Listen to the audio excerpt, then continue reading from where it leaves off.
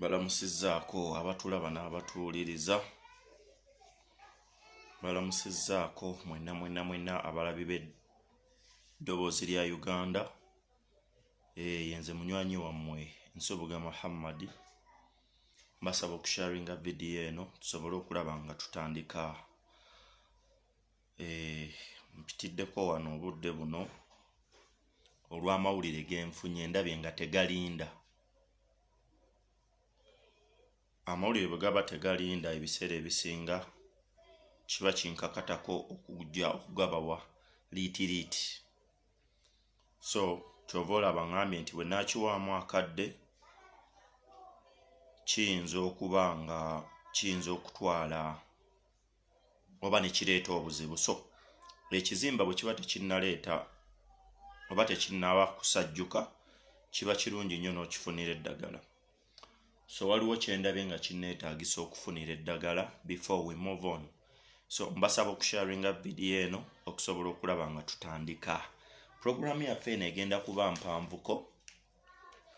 Bingi nnyo ebigenda maaso mu ggwanga era bingi nnyo ebikwasa ennaku nti bino tebisaana kutuuka ku muntu wa bulijjo wabula ate olw'embeera ya Mwami Museveni ne gavumenti eno eyabamusibira mu bbwa kirabika nga ebintu engeri gye babikuttemu Uganda bagifudde keeki. Bandirowooza nti bagenda gigabana naye ate si yakugabanwa. Eno ensi teri agenda gigabana ne bwe munaaba mufa nnyo mwenna 1986. If you want or not temugenda kugabana Uganda. We shall do what we can okusobola okulaba nga Uganda mugireka mu mazima n'obwenkanya. Gwe yakaneegattako nkusaba okutambuza vidiyo eno. Kansooke nga sinnatandika mbalamuseeko munnamuseeyo ensusso. Abayisiraamu assalamu alaikum wa rahmatullahi ta'ala wa barakatuh. Mwebale nnyo gye mukwasaako engalo, mwebale nnyo gye mukakkalabya era nsaba Mungu abateere mu baraka mu mirimu gyammwe egyo gye mutambuza. Nammwe baganda baffe abakkiririza mu ddiini zino endala, Omukama Katonda yeebazibwe, aweebwe ekitiibwa era agulumizibwe. Mulungi ekiseera kyonna era mulungi mu mbeera ze.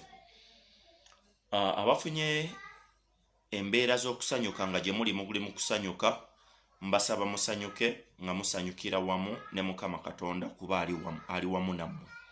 Nammwe abayita mu kunyigirizibwa y'ensonga lwaki tuli wano. Mwebale nnyo kuba bagumu oba bavumu okusobola okulaba nga muyita bye muli mu kuyitamu. Ab'amazaalibwa, birthday parties, I wish you a happy birthday era mbasaba okunyumirwa olunaku lwammwe lwe mwazaalibwa. Wabula era nga ntandika vidiyo kanjozeeyoze abantu mwenna Abannayuganda abali gye musangibwa yonna ne gye muli yonna nga mwasobodde okontributinga ku nsonga y'embeera ya masks okusobola okulaba nga we paint Uganda red. Mwebale nnyo mwebalire ddala for your contribution. Mwebale nnyo okuteeka ettaffaali ku struggle eno okusobola okulaba nga eggwanga lya Uganda libaako we lituuka. Mwebale nnyo nti essaawa zino kyennyinza okubawaako ekiringa ekitone ennyo nti gavumenti yagenza okwagala okufulumya masks eza NRM oba eza yero. Kyagiremeredde ne kigizitowako nti mwagabye kye bayita masks zitambudde. Yagenza okwagala okuteezaayo nga kifudde. Kiba kitegeeza ki? Nti omulimu gwe mwakoze bakyali bange, big up to yourself. Mwakoze omulimu ogwakabi ennyo wabula muli bakabi nnyo era mbabuulira Uganda obuvunaanyizibwa mubutukwasizza okusobola okulaba nga enunulwa. Kakati nno ntandika ali eyo yita munno okusobola okulaba nga omubuulira ebigenda mu maaso. Kantandikire ddala ku COVID-19 oluvannyuma ngende mu maaso. Waliwo omukyala amanyiddwa nga Acheng nga ye minisita w'ebyobulamu wano mu gavumenti y'eggwanga lya Uganda era ng'omukyala oyo aludde ebbanga lyonna omukyala Acheng teyajjanga mubbi. N'ekisinga okwewuunyisa Acheng afuuse envunza mu bbwa. Acheng teyajjanga mubbi naye afuuse mubbi. Ate Acheng enjagala nkubuulire mukyala gwe nabagamba guno kino ekiwenda kya people power teri agenda kuvaayo kukiyimiriza. If you there nti ogenda kuvaayo kujja kufighting against people power, at the end of the day kagenda kugwako nga gwafudde oba seekyo nga gwasembye nakyo. Kati I want to inform you this, Muchala Acheng oba Mrs. Acheng, all and everything what you driving oli mu kuvuga kintu kya sitaani. Bana abasajja bakuvuza eryato nagamba eno gavumenti efugibwa ba mafia. Eno gavumenti Mwami Museveni yafuga gavumenti eno mu myaka 10 egyasooka mu mikono gye. Wabula right now wenjogerera nga gavumenti ya Mwami Museveni efugibwa ba mafia, Acheng ekintu kye bali mu kukuvugisa because twakitegeera dda. Ekisanja ekiwedde ekya 2016 Museveni wanted to resign aliko obukulembeze bw'eggwanga lya Uganda. Era by 2016 his ambition oba ekiruubirirwa kye Mwami Museveni yali agala kulekawo Amama Mbabazi okusobola okulaba nga yafuga eggwanga lya Uganda. Wabula ba mafias baatuula wansi mu nkokole z'amaanyi n'olutalo olwaliwo ne bagamba Museveni akomewo. Wabula bamukumyawo ng'akomyewo nga kifaananyi nga bw'onaalaba ekibuga Kampala eky'e Uganda tekifugwa mukulembeze alondeddwa abantu, kikulemberwa Mwami Museveni oba gavumenti ey'omu masekkati. Kati Acheng njagala otwala obuvunaanyizibwa omanye ekigambo kimu. Gavumenti y'eggwanga lya Uganda efugibwa mukyala Janet Kataha Museveni, kwoteeka ne ba mafias abamu. Wabula toyina ky'omanyi. Nga sinnamaliriza nsonga ya Acheng, nkyagenda mu maaso ku nsonga ya COVID-19. Mbasaba okusharinga video eno mugivuge nga bwe kyetaagisa. Drive it, do a watch party in all live streams. Oba ogivuze mu ngeri ki tekikujjaako ne bw'osharing emirundi 10 because ebintu byenziza okwogerako ne byembaleetedde. It is a breaking news. It is a breaking news. Agaakagwawo wenzijidde wano. Era olugafunye bwe nti ku simu. Omwana ngambye tolonzalonza. You go okyabya oba okyabya oba bangoba ku mulimu bangobwe. Wabula kanyimirire wamu ne bannayuganda abayita mu kunyigirizibwa. Bangi nnyo babadde bampita okwogera ku nsonga ya General Kasirye Gwanga Brigadier. Is it Brigadier General? Nabagambye ensonga ya Kasirye Gwanga si yegenda okununula eggwanga lya Uganda because Kasirye Gwanga omulimu gwe gwawedde. Wabula gwali awo ne munno tafaali kiri otadde ku ggwanga lya Uganda okusobola okulaba nga linunulwa. Era nabagambye ne mbagamba nze nsubuka sisobola kuvayo kujja kwogera ku nsonga za Kasirye Gwanga. Genda omanye olunaku lwe yazaalibwa, omwaka gwe yasaalibwa ne gwafiiriddeko, naawe okola obuvunaanyizibwa bwo obukukakatako okununula eggwanga. Bo bwe baali balwana kye baalwanirira baakifuna. Wabula ekyaffe tetunnakifuna. And you want me to go for mourning? Do you expect that? I'm focused. Saagala kintu kyonna kindiverting, not even a single dot. Kashwinza nga mungenda kuspendinga data wange and my time to come and talk about Kasirye Gwanga omugenzi. May his soul rest in eternal peace, but we are focused okusobola okulaba nga tuvunula gavumenti y'aba mafia because eno gavumenti egenda kuggwawo mu mbeera yonna. Ekyokubiri kye mbadde mu nsaba ekya Pierre Nkurunziza omukulembeze wa Burundi. Nabagambirawo nga lumu January Burundi yakutulwa ku Rwanda.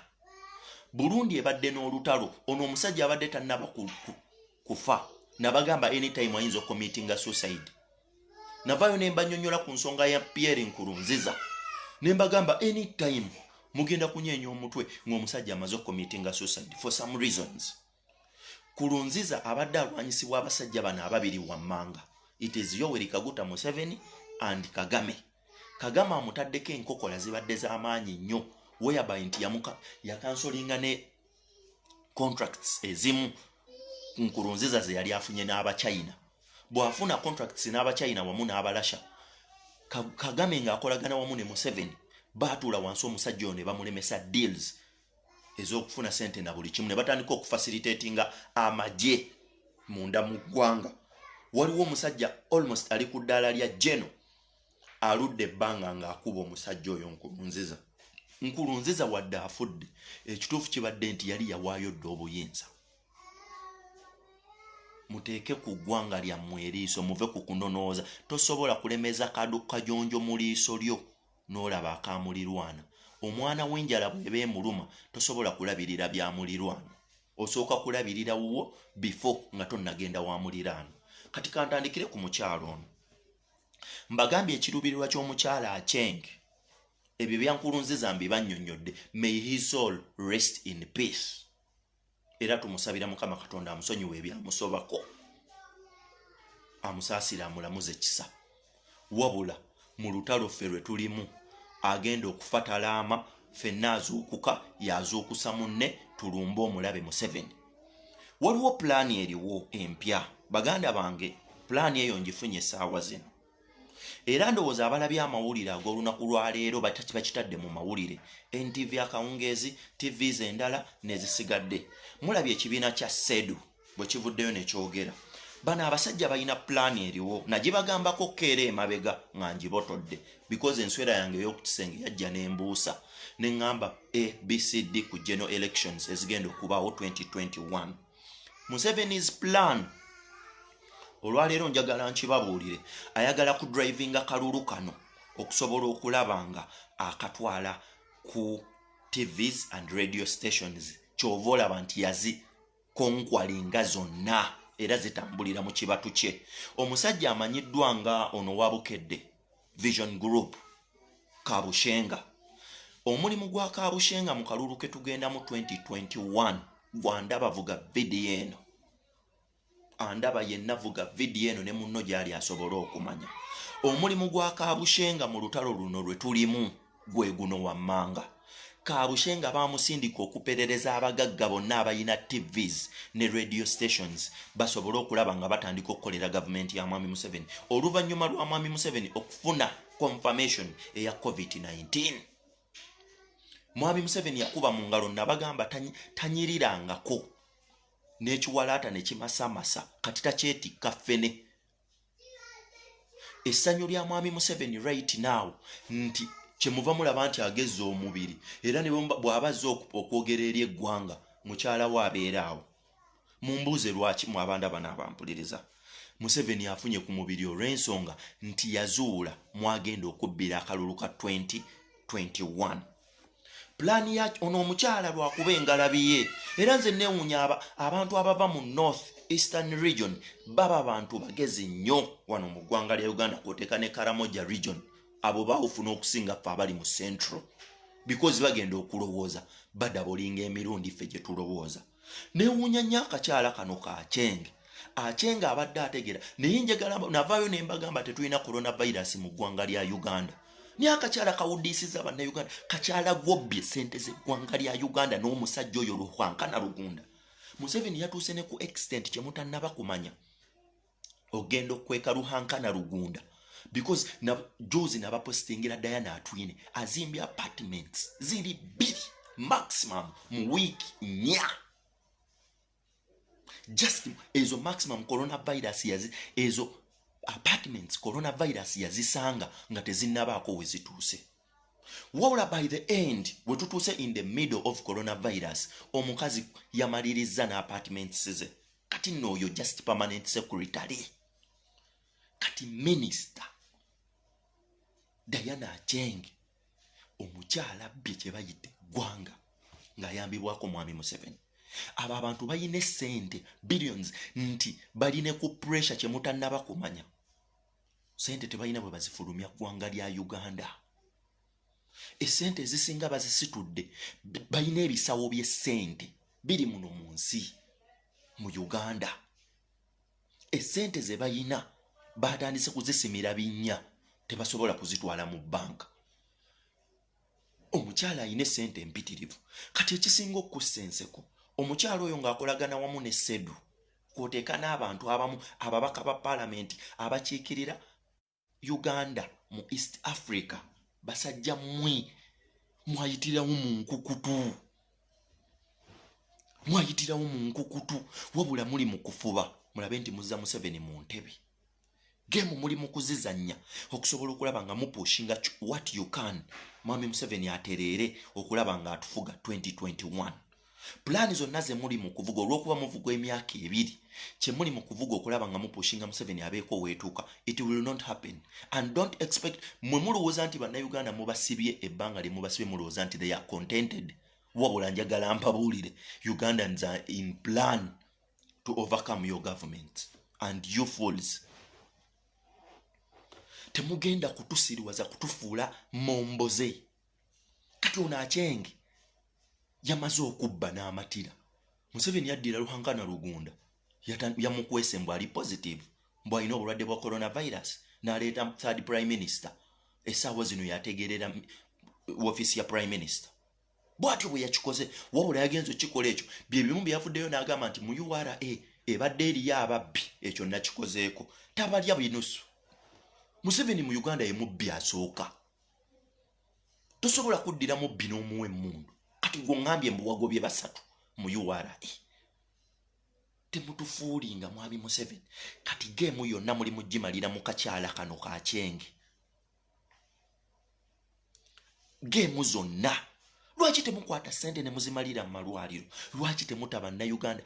Coronavirus gwe mulimu ali mu kubba, ali mu kunyigiriza bannayuganda bano abasembayo. Bizinensi zammwe zatandika zitambula. Up to now. Bizinensi zammwe zigenda mu maaso.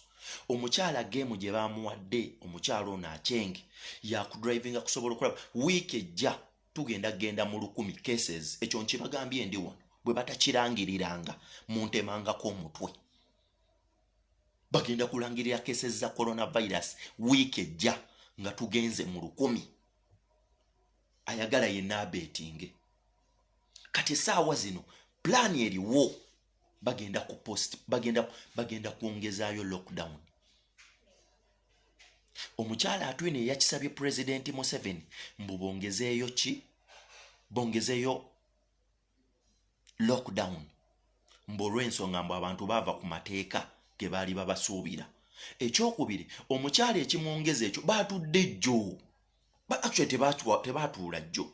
It was this week naye ng'etandika.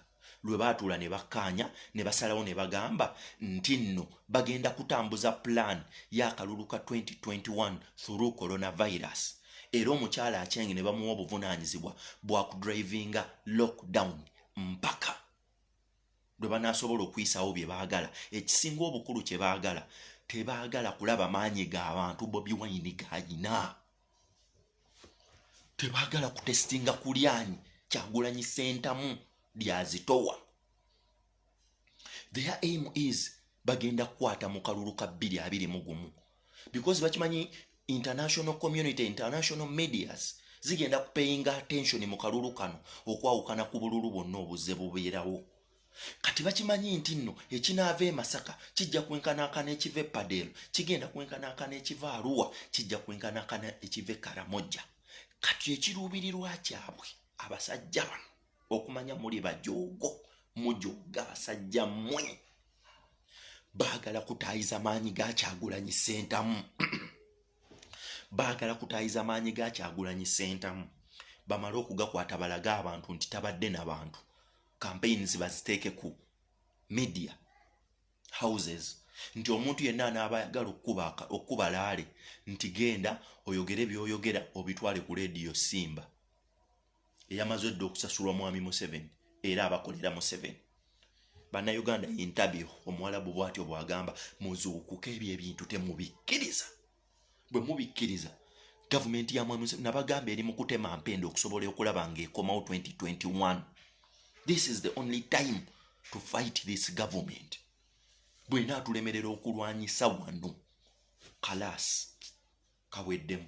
Acheng baamukwasizza eddimu lya kudrivinga coronavirus mpaka nga bamaze okuyitawo. Kkiriza obagaana mu ggwanga lya Uganda temuli coronavirus. Ekyo kijje ku nze nkyakiddamu n'enkyogera. Mu Uganda temuli coronavirus. We just respect coronavirus because our foreign support brothers and sisters gye bali bayina obulwadde bwa coronavirus. But it is not that we have coronavirus in Uganda. And in the coming next week tujja kureachinga ku 1,000 cases. Eyensonga ngivuddeko tambuza video eno ne munno omugambe ebyo byonna mubadde temubimanyi.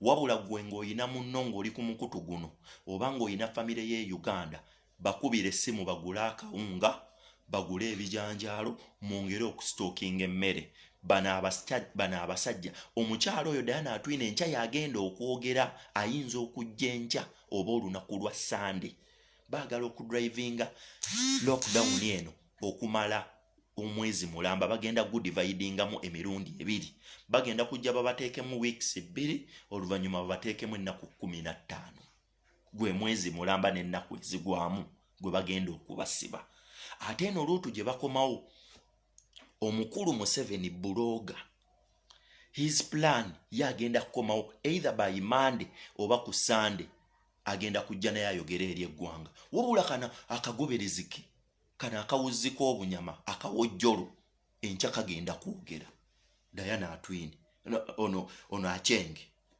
era agenda kujja ayogere ensonga ngivuddeko sharinga video eno gitegeeze ne munno ngenze ku plan number 2 plan number 2 ennaku zino zonna n'emyaka egibadde okuva mwami Museveni lwe yajja mu 1986 bannayuganda bazze bagamba lwaki amagye n'eggye lya UPDF terifuddeeyo ku kununula ggwanga lya Uganda bonna basirise nabagamba nti amagye gano gakulwembera abasajja bano wammanga asookera ddala ye Tumwine oyo liiso limu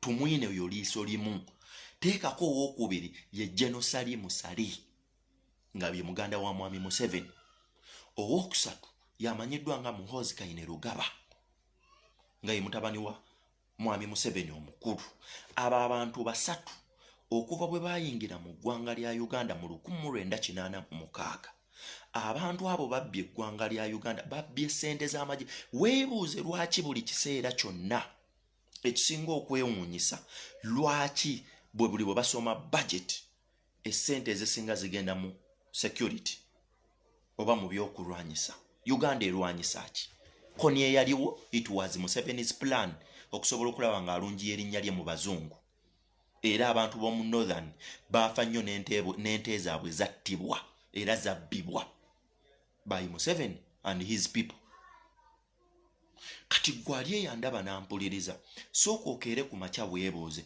lwaki abasajja bano okuva omusajja oyo bwe yajja n'ayingira eggwanga lya Uganda mu 1986 lwaki sente ezisinga zigenda mu byokulwanyisa era zigenda mu security oba mu defense. This is the plan. Tewali lunaku lwali lukedde ku makya kati njagala mbawo ekyokulabirako Kasirye eggwanga yafudde essente ze zigenda kutandika okuba nga zifuluma akadde konna essente za Kasirye eggwanga zisigala zifuluma wabula ababba ssente z'abasirikale abaafa n'abo abaava mu magye ababadde bazibba zikulemberwa abantu basatu kyova olaba nti buli kampuni gy'olaba muno ey'Abachina ya General Salimu Sali buli Muchina gw'olaba mu ggwanga lya Uganda akolera Salimu Sali abayindi n'abantu abamu ba Ethiopians bakolera Tumwine. Muhoozi ezizaziteresi ayagala ku overpowering ajje mu buyinza. Banna Uganda temumanyi baddira omusolo gwammwe buli sente gye mukola buli nusu 10 kye mutobera babateme sente babateme omusolo sente nga ziyingira nga zigenda majegamu waliwo kino ekisajja bakiyita brigade yotema kiri kyeggulu eyo example gye njagala okubawa otema brigade oyo gayi yakulira NADS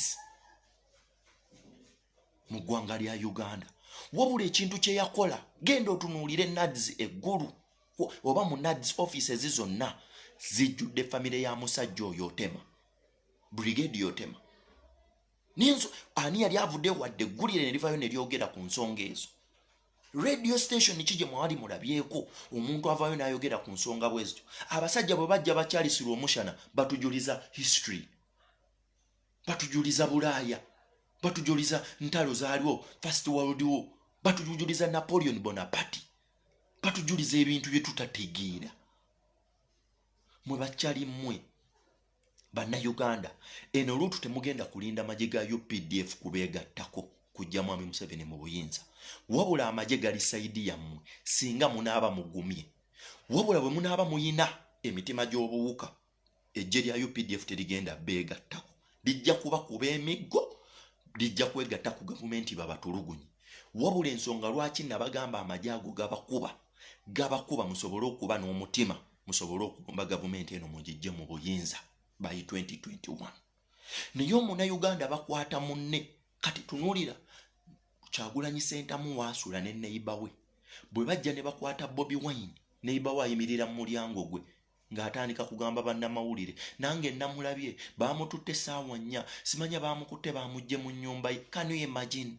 Ng'oyagala change, oyagala enkyukakyuka, ng'odda mu biboozi ebyo. Do you think are we going to liberate this country nga mukyalimu eyo embeera ey'edda nga ne bajjajjaffe beekobaana ne bagoba Obote? Eyo ensonga ngivuddeko, vuga vidiyo eno. Eyo ebadde ensonga y'amagye, abantu abali mu kubba ssente z'amagye. Mbagambye kikulemberwa Tumwine Liiso Moja, Jeno Salimu Sali, kwoteeka n'omukulu Muhoozi Kainerugaba. Abo bafala bali mu kubba ssente zaffe. Essente zonna eziri mu kubbibwa abo bafala be bazitwala. Tambuza vidiyo eno gwandaba nampuliriza. Vidiyo mugikole wakipate. Ngenze ku nsonga namba 2. Waliwo pulaani eriwo bannayuganda mwenna gye mutannaba kumanya.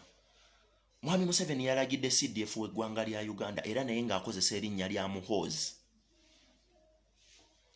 Mwami Museveni yavuddeyo n'agamba CDF bongere amaanyi mu kitongole kya SFC kwoteeka n'ekya CMY. Nga mu ebyo gano nno gembawo bagayita latest oba breaking news agaakagwawo. Kyova olaba mbasaba mutambuze vidiyo eno nga bwe kyetaagisa. Vuga vidiyo eno gikole kyonna ky'osobola okusobola okulaba nga Munnayuganda amanya. This government is under pressure. They are on pressure. Omwana abazinzeeko. Bobi Wine abatadde ku pressure. Nti kati essaawa zino embuto zaabwe zitokota sinsaanikire. Museveni yalagidde CDF we amanyiddwa nga Muhoozi. Yamvuddeyo n'amugamba bongere amaanyi mu kitongole ekya SFC kwoteeka n'ekitongole ekya CMY. Nga mu byo ensonga lwaki baakikoze baatudde wansi ne bagamba nti bagenda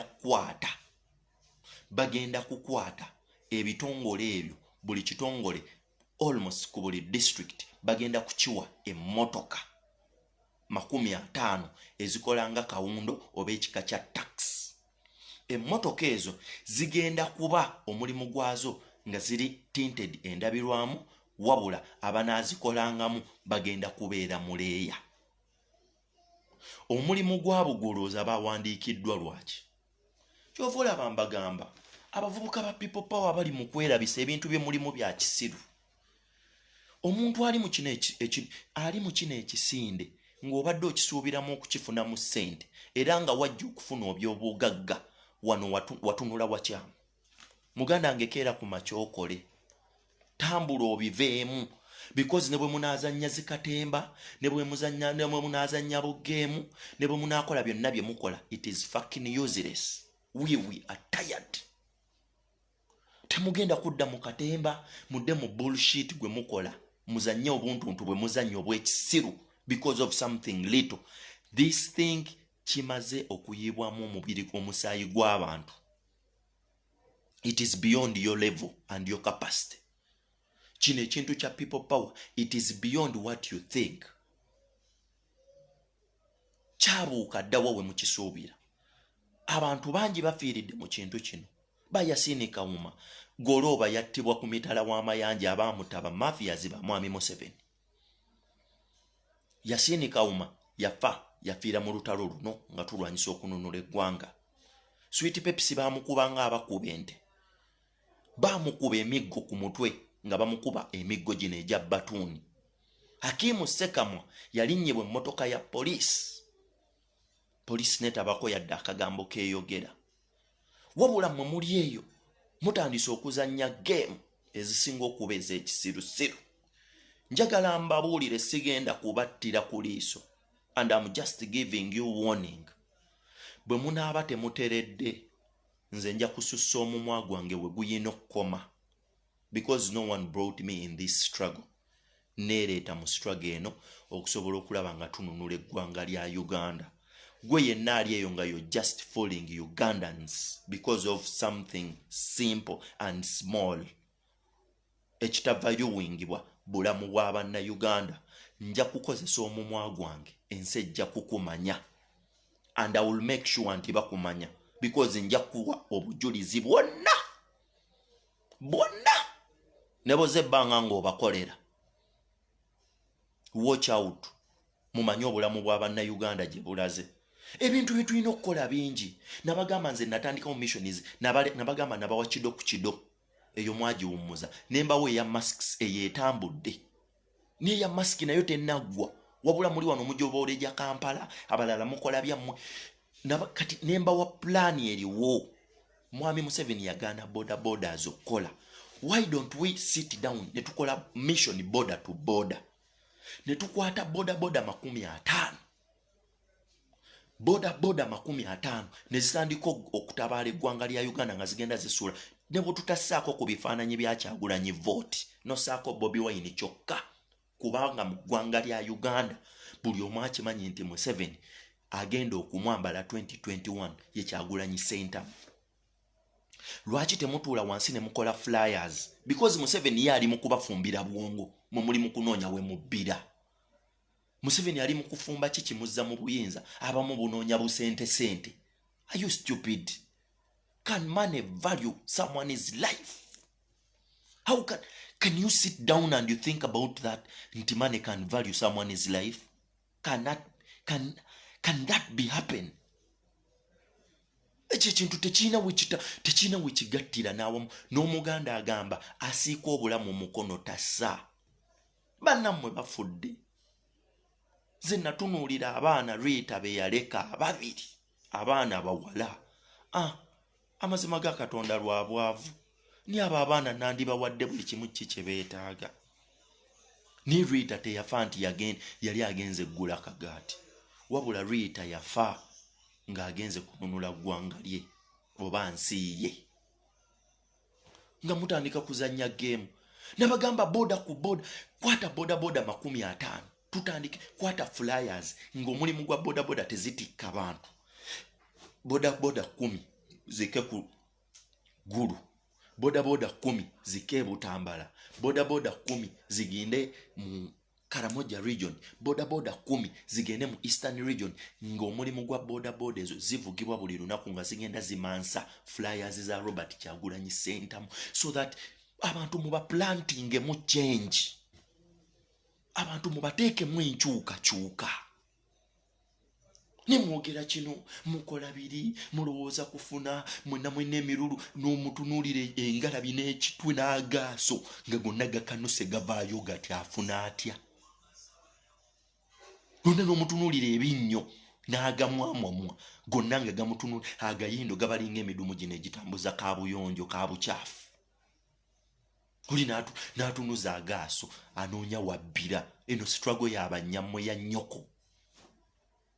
Ani yabasindikwa okubba mu bannayuganda okusobola okwanga mwenna munoonya mufune? Oli n'atambuza ekibuto wabula anoonya kimukubba. Oli n'akola byonna by'akola ng'awankawanka, n'omulaba yenna ng'ebiiso bimuli mu ngalo anoonya afune. Mu byalo masiki tezinnabunayo. I know mukoze kye mukoze, which is okay, and we thank that. We thank you for your contribution. Nye tukyayina omulimu gw'okukola. Nabagamba bwe tuba tulinnya lusozi tetunnalutuuka wakati. Mainly we Ugandans abali ku ground. It is us to give those people who are abroad amaanyi okusobola okutwegattako. Bwe munaaba temukoze bantu kutwegattako, muve ku struggle ezibaddewo zino ez'aba Besigye. Besigye teyalina support okuva mu bannayuganda okuva abroad. Teyalina support, not even a single inch. Nimulemeddwa.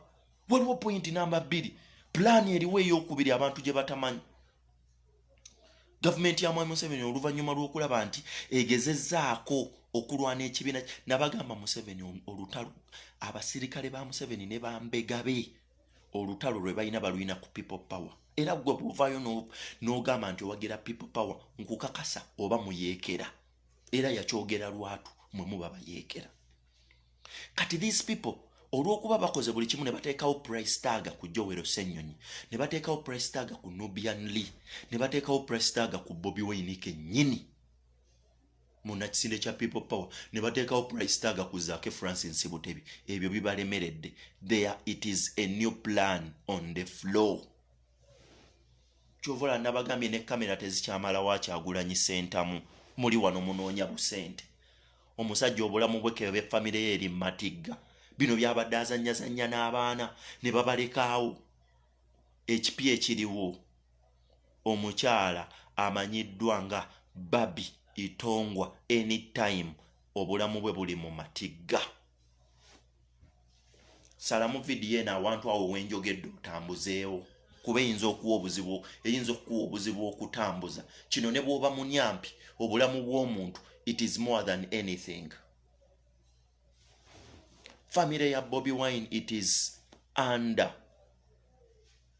mbabuulira amazima abasajja baaguze n'emmundu zino ezikubira ewala omukyalo oba omwana bayinza okumukuba essasi ne lifubutuka mu bitooke oba mu geeti nga tewali ategedde n'omu tambuza vidiyo eno nabagamba nti ebyange abasinga temwagala biwulira ne mutuula ne mubiwulirira mu kisenge ate nja kubyogera because bye biyamba bannayuganda era bye bituufu ebiri mu ggwanga lya Uganda. I will speak the truth nja kusigala bwomu naye nga ntambula njogera mazima omukyala baagala kumwasassineetinga Owakyagulanyi sentamu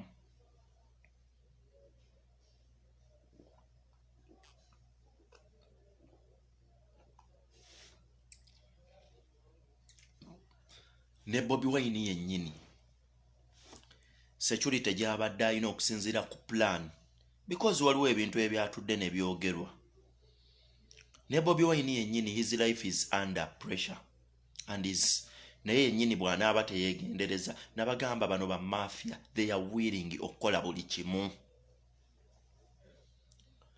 bayina amaanyi bagenda kukola buli kimu kye beetaagisa okusobola okulaba nga balemesa omwana ono by 2021 mukyala w'enkugambye ali ku target ye kennyini mu aba people power bali mu kudda mu kulya mu kubba mudabolinge security ya omukulu Honorable Kyagulanyi Sentamu eyo ensonga ngivuddeko wabula bwe kiribangawo temunnejjusa nti saababuulirirawo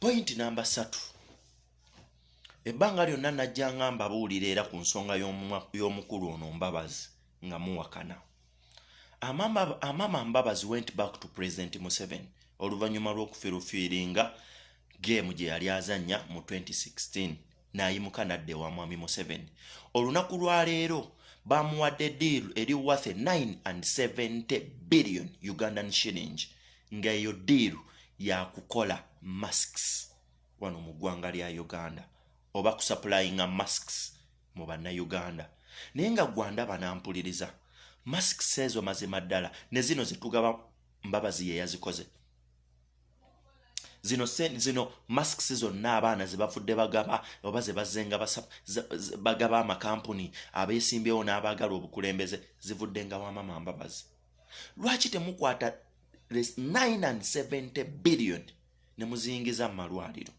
mukimanyi nti eriyo abaana abasomera wansi mukimanyi nti ekyaliyo abaana abasomera mu miti mukimanyi nti mu ggwanga lya Uganda abantu banywa amazzi n'ente nze neewuunya kati kambabuulireko ekyama kimu ekiro ekikeeseddwa olunaku lwa leero waliwo abatemu abamu abannombye tebaatutte kintu na kimu era ne babba amasimu gange gonna okusobola okulanga babaako bye baagala okuzuula wabula mu abaatutte ebintu ebyo njagala mbabuulira ekigambo kimu nabagamba nti obulamu obwange bulinga bwa pusi njagala muddeyo mugambo oyo eyabasindise nze tewali kyama kye nnina nkyogera lwatu. I'm here to fight President Museveni. Kill me if you can. Sina musimu kyama n'eki. I don't deal in anything and I'm very straight. I'm here to fight President Museveni. Mwanumbye mututte buli kimu munkoze bye mwagala ne mutambula ne mugenda. Abantu bakuŋŋanye ne bagamba what happened? What is the problem? Temuyina kibakkiriza warrant of arrest. Temuyina wadde kibakkiriza kunkwata wabula mwakomekkereza olw'okuswala amaanyi ge babataddeko abantu ne mukwata amasimu gange ne mugatwala. That is bullshit. That is ekyo kya busiru. Mbabuulira amazima ag'amasimu ge mwatutte temuli kirimu. Ag'amasimu ge mwatutte sigwe omumwa gwange nze ebintu byange byonna all bindi mutwe. Era byonna mba mbimanyi. So temulina bye mugenda kumanya. Wadde n'ekimu ate era tewali. Ate tewali kigenda kunnafuya. Ekyo kikafuuwe temusuubira. Tewali wadde tondo neri. Nothing will intimidate me and nothing will stop me. Ne bwe munaakola mutya Museveni saagala 10 kyo wadde nusu 10 aga. Let me die a poor man, but let me be free. I don't need any single coin from your government, but I want to be free. Saagala sente zammwe, njagala kubeera na ddembe lyange ng'omuntu.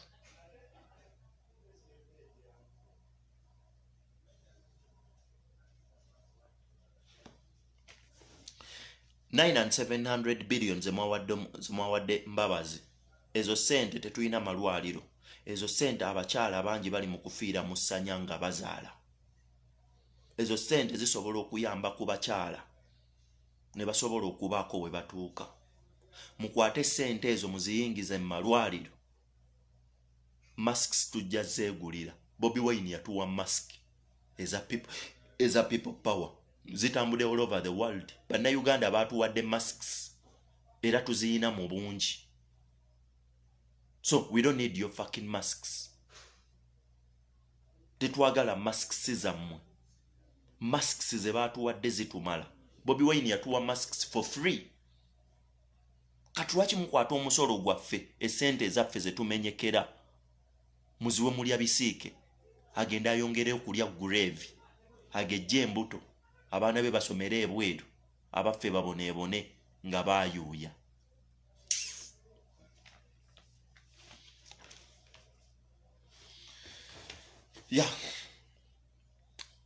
Waliwo ababaka ba parliament abakulembera ba MPs mu East African Parliament mu ggwanga lya Uganda. Mwalidde sente za Mwami Museveni. Mwenna mwafunye sente za Mwami Museveni. Era muli mu kusaba Mwami Museveni ayongezeeyo okulonda. Era nga mwabavuga ekintu ekyo. Mwefuula nti mwabasaba wabula nga Museveni yabawadde sente mu driving ekintu ekyo. Mwafunye sente za Mwami Museveni muwoze nti no lwa coronavirus mbu Museveni sente ze yanditeeseteese okulonda mu 2021 ezo sente aziddira azongere mu economy y'eggwanga lya Uganda. Eno economy y'abanyammwe. Sente ze mufunye mu parliament ya East Africa biki bye mukoledde bannayuganda? Buli omu alina gy'ava mu kyalo kye gyazaalibwa oba gy'asibuka constituency gy'avaamu. What have you done for your constituencies? You've done nothing. Wabula muli eyo mugeregeza amannyo. Mutugamba nonsense wammwe nti Mwami Museveni sente ze yanditadde mu kalulu ka 2021 agenda aziteeke mu economy y'eggwanga ya Uganda. Ffe tugenda kubeererawo kuki bwe banga Uganda tefunye enkyukakyuka. Musigale mu East African Parliament nga mukusa embuto zammwe. Sente ze mwalidde zigenda kuba kagumba bugumba. Era mbalirira bakyali bange. Ezo sente zigenda kubalakira. Sente za Mwami Museveni ziringa za sitaani. Buli eyakomba ku liiso lya sitaani tosobola kubaako kkubo ggolokofu ly'olaba oba ly'oyitamu. ogenda kukomekkereza ng'oyaayaana era ng'otambula ofuuwa malungu nga mpuuna malungu. Ezo ze ssente za mwami Museveni ze mwafunye. Mwenna mwafunye ssente, wabula sinnafuna figa ntuufu ku ssente ze baabawadde, wabula ngenda kujja ne figa entuufu. Ne buli mubaka yenna ali mu East African Parliament emanyiddwa nga Yala. Tugenda basomera, tugenda kulaga ensibo mwabbye ne ssente ze baabawadde, because ssente ze babawa baaziwa mwami Museveni asobole okulaba nga alabirira bannayuganda. Nabagamba ku buli munnayuganda buli mutwe gwali gulina okufuna emitwalo 9 okusobola okubeera buli mwezi. Wabula ezo ssente zonna mwami Museveni, population y'eggwanga lya Uganda erimu abantu bameka? Miliyoni nga 34. You multiply times emitwalo 9. Ezo ssente zonna zibbiddwa mwami Museveni kwoteeka ne famire ye ne kampuni ye. Neyanzanya abadde bandaba n'abampuliriza, tambuza vidiyo eno, toggwamu maanyi, beeramu essuubi, ggwanga Uganda lya kukyuka. 2021 Wesige Kyagulanyi Ssentamu Robert ku lw'enkyukakyuka y'eggwanga lya Uganda. Ssaabasajja Kabaka wa Buganda awangaale ne Nnaabagereka agerekera Obuganda. Musule bulungi abali mu ggwanga lya Uganda n'abali mu mitala w'amayanja, mbaagaliza olunaku olulungi oba akawungeeza akalungi. Omukama Katonda abankuumire. Tunaddamu bwe tunaaba tuzzeemu. People power, our power.